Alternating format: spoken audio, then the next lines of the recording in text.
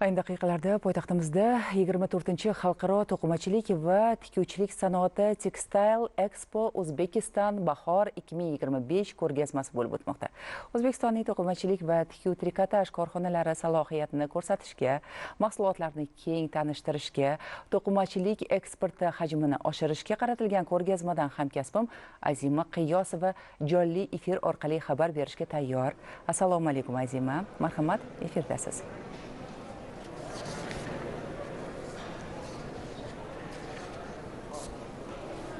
Assalomu alaykum studiya, assalomu alaykum hurmatli teletomoshabinlar, kun xayrli bo'lsin barchangizga. Poytaxtimizdagi O'zexpo markaz pavilyonlari yana bir muhim ko'rgazmaga mezbonlik qilishni boshladi. Bir necha soniyalardan so'ng ushbu katta pavilyonlarda xalqaro ko'rgazma, ya'ni Textile Expo Uzbekistan 2025 to'qimachilik va tikuv sanoati 2025 ko'rgazmasi boshlanadi. Ko'rib turganingizdek, jarayonlar juda ham qizg'in. Tashkilotlar o'zlarining olib kelgan mahsulotlarni joylashtirishyapti. Va aytishimiz kerak, ushbu xalqaro ko'rgazma har yili 2 marta o'tkaziladi, kuzgi va bahorda. Bir necha soniyalardan so'ng ushbu xalqaro ko'rgazma o'zining bahorgi mavsumini ochiq deb e'lon qiladi. Bu yerda 10 ga yaqin davlatlardan 165 dan ziyod kompaniya va brendlar o'z mahsulotlari bilan ishtirok etyapti. Nafaqat mahalliy bozor, balki dunyo to'qimachilik bozorida o'z o'rniga ega bo'lgan gigant korxonalar bu yerda ishtirok etyapti. Va har yili ko'rgazmaning ko'lami, masshtabi kengayib boryapti. Bu yilgi ko'rgazma, bu yilgi bahor mavsumi o'ziga xosligi nimadan iborat? Bu savol bilan men tashkilotchiga yuzlamoqchiman. Nodir opa Hayitboyeva. Nodir opa, assalomu alaykum.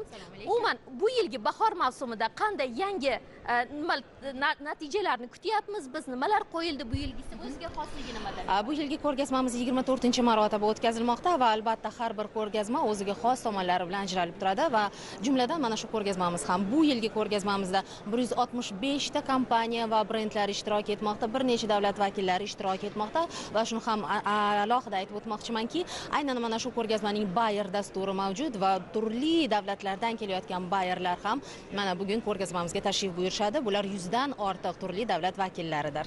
Biz kuzgi mavsumni ham yoritgan edik. Bahorgi mavsum lekin o'ziga xos yorqin ranglar bilan o'sha xaridorlarga, tomoshabinlarga o'ziga xos bir taassurot uyg'otyapti. Albatta, to'g'ri aytib o'tdingiz. Mana bu yilgi ko'rgazmamizda, aynan bahor ko'rgazmamizda yangiliklar ham juda talaygina, ya'ni Made in Uzbekistan brendi ham ishtirok etmoqda.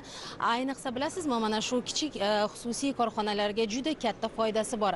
Nafaqat ko'rgazmani, balki mana shu ishtirokchilarning ishtirok etishi ham dunyo bozoriga chiqishlarida albatta juda katta turtki bo'ladi deb o'ylaymiz. Rahmat Nodir opa, va aytishimiz kerak, bugun to'qimachilik sanoati, tekstil sanoati O'zbekiston iqtisodiyotining lokomotiviga aylanib ulgurdi.